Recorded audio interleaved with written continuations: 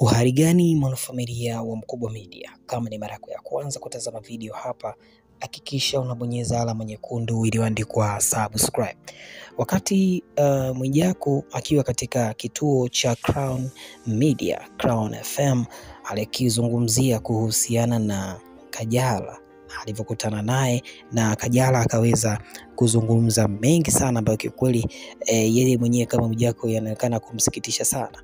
Sasa nianze kusema hili ni kwamba Harmonize pamoja na Kajala waliachana nadhani kwa muda mrefu kidogo, na hili limefanya hata ile chemistry ya Mwijaku na Kajala inaonekana kuongezeka, kwa sababu tunaona kipindi kile akiwa na Kajala mambo yalikuwa ni tofauti kidogo, lakini baada ya Kajala kuachana na Harmonize mambo mengi yameweza kutokea, lakini kubwa ni kuhusiana na swala zima la Kajala ni kama anajutia makosa aliyofanya au pengine kuachana na Harmonize.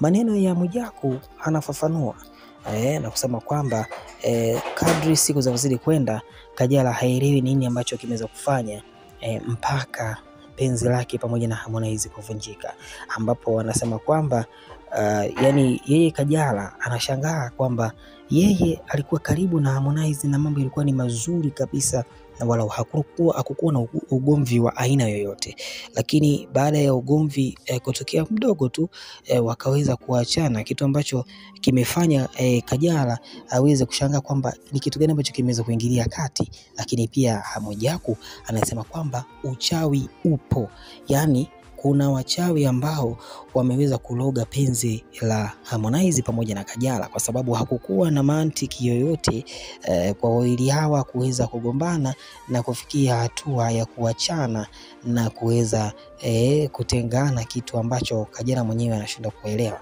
Kwa hiyo kwa kauli hii ya Mwijaku tunaweza tukamwamini ama tusimwamini, lakini yeye mwenyewe kupitia Crown FM ilikuwa ni story. Ilikuwa ni story, ni vionjo vinavyokuwa vinatokea. Sasa hili inaonekana kabisa kwamba moyo wa Kajala yeye Mwijaku anasema moyo wa Kajala hafahamu unataka nini, yani hafahamu unataka kitu gani. Kwa hiyo inaonekana kwa sasa hivi Harmonize amejitangaza kuwa single, hana mahusiano na mtu wa aina yoyote.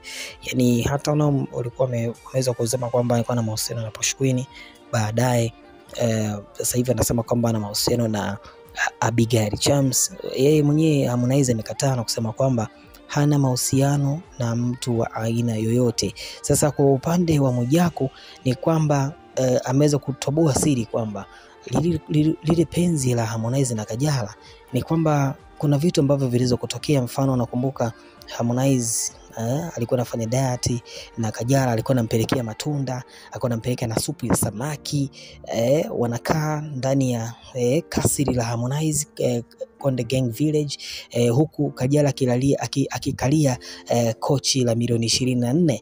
Hayo ninanukuu ni maneno ya Mwijaku. Lakini kwa upande wa Harmonize bado hajazungumza chochote, lakini hii inaweza kuwa ni moja ya tetesi ambazo pengine wawili hawa wana mawasiliano, lakini pengine wanataka kuyaweka sawa, kwa sababu kama unavyofahamu mwezi huu mtukufu wa Ramadhani, pengine kunajua kilichotokea miaka ya nyuma kati ya Harmonize na Diamond na Harmonize kuweza kuomba msamaha. Hii pia inaweza kumfanya pia Harmonize kuweza kuweka mambo yake sawa na mpenzi wake wa zamani Kajala, pengine waweze kurudiana tena. Dondosha maoni yako katika hili, lakini pia hakikisha na subscribe.